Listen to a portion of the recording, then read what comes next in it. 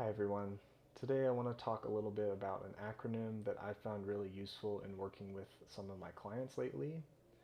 This acronym is called RAIN, R-A-I-N, and it stands for Recognize, Accept, Investigate, and Nurture. I found this acronym from some mindfulness meditation teachers, and they use it to describe a process of managing through thoughts when you're in meditation. So a way to kind of deal with thought patterns that might be getting in the way of your focus. But I've also found it really useful in working with my clients who are working through negative thought patterns in general in their lives, and also any negative or difficult memories or emotions that might be recurring. So I'm going to walk through a little bit on how you might use this in your life, and I hope that you find this helpful.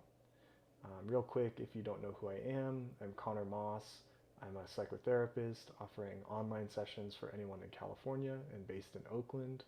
I specialize in trauma therapy, addiction therapy, and couples counseling.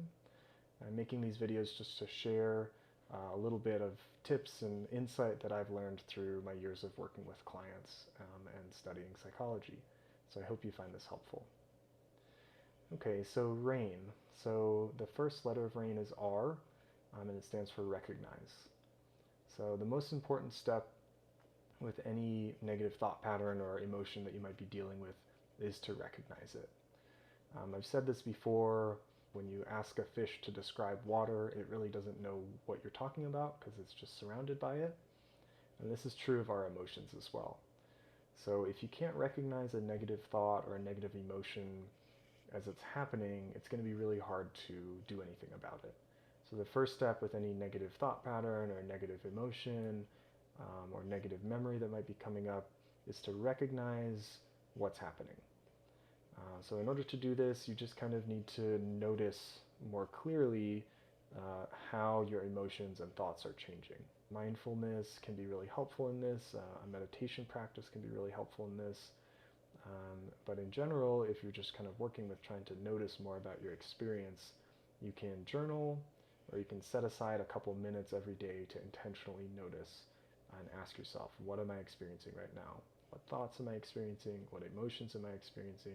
What physical sensations am I experiencing? And this can help you kind of get more in touch with yourself and maybe notice things about your experience that you wouldn't otherwise notice. So the next step in RAIN is to accept. So once you've recognized the negative emotion that's coming into your system, it might seem counterintuitive, but you really want to try to learn to accept it. So if there's something really negative happening in your life and you go kicking and screaming and trying to push it away every step of the way, it's going to be really hard to work with it. So even though this can be really painful, really difficult, might sound easy just to say accept it, but the process is actually can be really hard. It's going to benefit you to try to accept this experience that you're in. If you can't fully accept it, maybe at least you can accept the fact that you're having it, if that makes sense. So you don't need to love it, you don't need to be shouting, yay, I'm depressed, but at the very least you need to have some acceptance for the fact that this is your experience right now. It's not pleasant, it's not fun, but you accept the fact that this is happening to you. So the next step in RAIN is to investigate. So once you've kind of accepted that this negative thought or this negative experience is happening in your life, you really want to dig deeper and start to understand more about the mechanics of it. So if you're feeling depressed, you might want to try to really understand, what are you feeling depressed about? When did it start? How long has it been here? What makes it worse? What makes it better? So you can really break apart this experience and start to understand more of the dynamics of how it's happening. So investigating just helps you get closer and gain more understanding of this negative experience. And last in the RAIN acronym is to nurture. I've also heard the N in RAIN to be to not identify with, which I think also works, but I find I like nurture better, and I've seen that used as well. So once you've recognized an experience that's happening to you, you've had some acceptance for the fact that it's there, you've investigated more to kind of understand how and why it's affecting you. Um, you really want to find a way to nurture this experience. Again, this might sound counterintuitive. Why do you want to nurture a negative experience? This is really self-care. You're finding a way to care for and attend to this negative experience as it's coming up. So if you're really depressed, there's probably a reason, and there's probably something you can do to support yourself and make yourself feel better. Maybe that's therapy, maybe that's eating cake, maybe that's going for a run, maybe that's closing all the blinds and watching your favorite TV show. It doesn't need to be this perfect nurturing where it's this perfect healthy option, but you want to come up with a way to attend and nurture to this experience. Um, if you're anxious, maybe you need to do a grounding exercise. Maybe you need to call a friend and talk to them on the phone. Maybe you need to do some journaling and self-reflection on why you feel fear. So this last step of nurturing is really about taking that step forward into an active act of self-care.